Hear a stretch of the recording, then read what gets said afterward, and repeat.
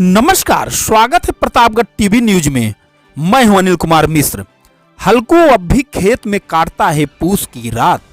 कथा सम्राट मुंशी प्रेमचंद्र ने 20वीं सदी के प्रारंभ में एक कहानी लिखी थी, पूस की रात। कहानी का मुख्य पात्र गरीब हल्कू पूस की एक रात एक मोटी चादर के सहारे खेत की रखवाली कर रहा है। आग जलाकर तापता है। आग से मन व शरीर को सुकून देने वाली गर्माहट इतनी अच्छी लगती है कि वहीं सो जाता है।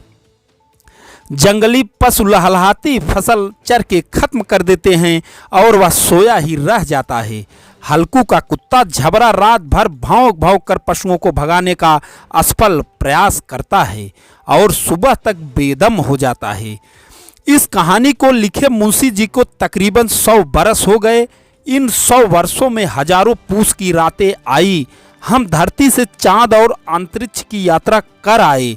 अपने देश में बैठे बैठे दुश्मन देश को तबाह करने के लिए मिसाइलें बना ली।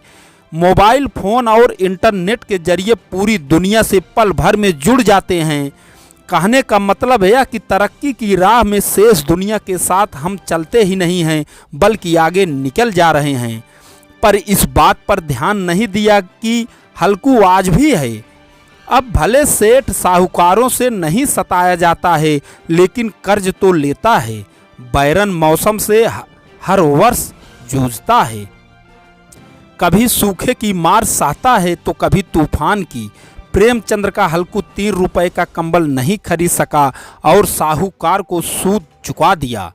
कंबल खरीद लेता तो पूस की रात में जाड़े की मार न सहता, तब शायद उसकी फसल बच जाती और झबरा बेदम न होता। आज का हल्कू बैंक और मौसम की मार झेलता हुआ उन्हीं नील गायों और आवारा पशुओं से अपनी फसल की रखवाली कर रहा है, जिनसे मुंशी जी का हल्कू अपनी फसल नहीं बचा सका। आज भी हल्कू खेत में मचान बनाकर पशुओं को भगाता है। कभी उसके साथ झबरा रहता है तो कभी वह टीन का डब्बा बजाता है। नील गायें और आवारा पशु वैसे ही फसलों को तबाह कर रहे हैं जैसे पहले किया करते थे। इन 100 वर्षों में हमने जो भी तरक्की की, पर आज के हल्कू के खेत की रखवाली के लिए ऐसा सस्ता उपाय नहीं खोज सके जो उसकी फसल बचाने में सहायक हो।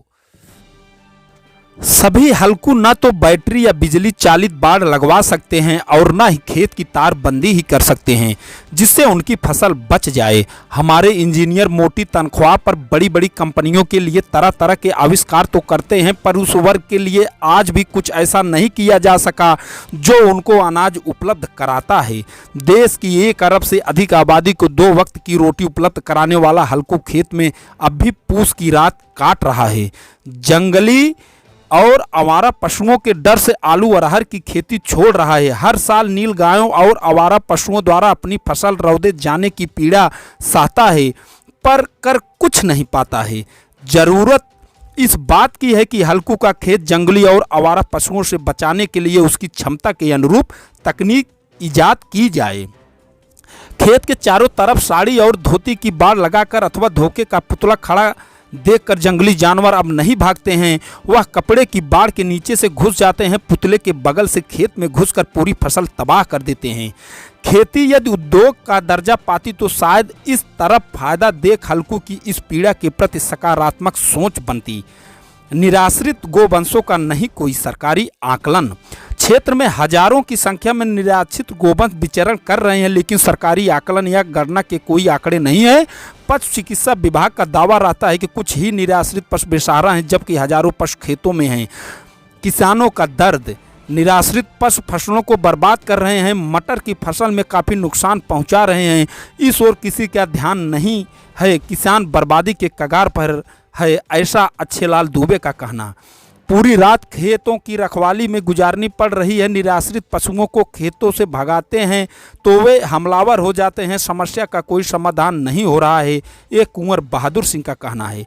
सर्द रातें हैं, पशुओं के हमलों का डर है। ठिठुरन के बीच डर सताता रहता है, लेकिन क्या करे, फसलों की रखवाली के लिए परेशानी झेलनी मजबूरी है, ये मखदूम का कहना है। निराश्रित पशुओं से फसलों को बचाया जाए। टोलियों में पशु आते हैं और फसलों को बर्बाद कर चले जाते हैं। मटर की फसल काफ़ी बर्बाद कर दी है, ये घम्मू हरिजन का कहना है। अगर हमारी खबर आपको अच्छी लगी हो तो कमेंट करके जरूर बताएं। धन्यवाद।